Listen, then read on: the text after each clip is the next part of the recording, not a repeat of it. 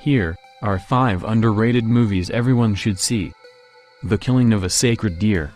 The Sins of Dr. Stephen Murphy's, Colin Farrell, past comeback to haunt him in The Killing of a Sacred Deer. Director Yorgos Lanthimos delivers this pitch-black psychological thriller in which Dr. Murphy takes the fatherless teenage Martin, Barry Keoghan, under his wing. There's something off about Martin, and as he spends more time with the Murphys, Stephen finds his family members succumbing to illness, one by one. Lanthimos is known for exposing the bleak, seedy underbelly of humanity. His films are as polarizing as they are dark, but that is why they're important to watch.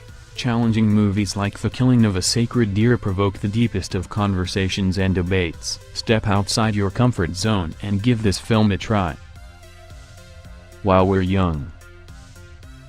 Who says indie comedies can't be laugh-out-loud funny? Director Noah Baumbach's While You're Young is about a married couple, Ben Stiller and Naomi Watts, who embark on a hilarious quest to recapture their youth. They're inspired by a pair of millennial hipsters, Adam Driver and Amanda Seyfried, who appear to be living their best lives but, in reality, are the definition of pretentious pseudo-bohemians.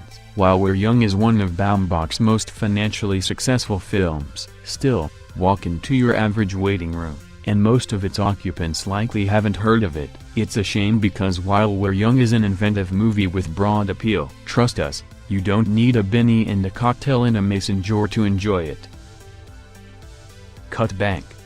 It's rare that a character can pass up a get-rich-quick scheme, no matter how foolhardy, and Cut Bank's Dwayne McLaren, Liam Hemsworth, is no exception. He tries to exploit witnessing a murder in order to leave his small town of Cut Bank, Montana. Let's just say things do not go as planned.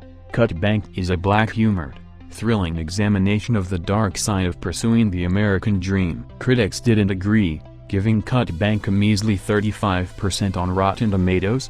The film never found much of an audience either, only coming out in limited release. Cut Bank may not be at the pinnacle of A24's esteemed quality, but it's a fun ride that's worth checking out. The Lobster.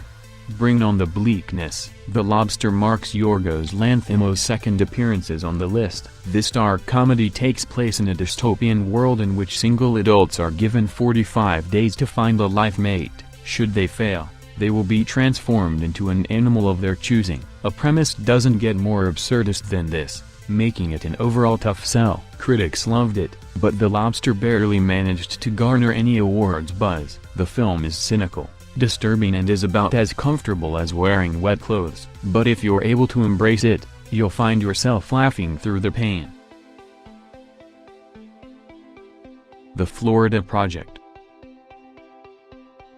Get your Kleenex ready. The Florida Project takes place over the course of one summer, following the lives of Moon, Brooklyn Prince, and her friends. They all live in dilapidated motels, minutes away from Walt Disney World. Impoverished and unsupervised, Moon and pals make their own fun. Sometimes the results are humorous, other times dangerous, but ultimately devastating. The Florida Project found itself on many year-end best-of lists. But while critics adored the film, it barely got any awards or recognition. Its solitary Oscar nomination was Best Supporting Actor for Willem Dafoe, the only name actor in the film. It deserved more, particularly for Brooklyn Prince. Her performance in the last 5 minutes is so memorable, it will cement itself in your mind, as will this exquisite film.